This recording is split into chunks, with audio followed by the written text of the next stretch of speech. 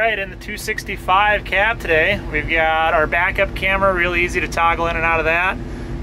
That's always up there all the time if you want it, or you can go over here and have different radio settings and whatever else that might be. 67% fuel, we've been running the mulcher for the last 2 hours, full bore. We're not even close to heating up the hydraulics or the water temperature. We've got a phone holder over here. You've got your creep control, so you can see that on the bottom of your screen right here. I've got it set at 14 for mulching. You can adjust that up and down however you want to right here on the toggle. And then volume, speakers, mute music, volume up and down. Windows are super easy. Both windows front and back slide, so you can slide the back open if you wanted to. This door comes off in like 2 seconds, and yeah, all the information that you could possibly need is right here.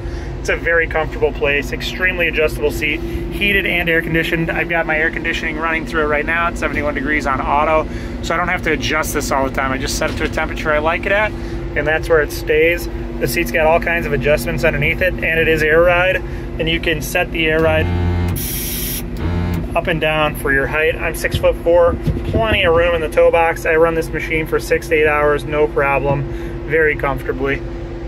Great view out the windows. Look at this. So I lift up my arms. Look, you can see the corners of all your tracks. Everything you want to see, you can see. I can look right behind me. I can see the back corner of my track. Super easy. I can see right where I am, and that backup camera is fantastic. That's looking straight down at the back bumper, so I never hit anything. I can get within inches and not be worried about it.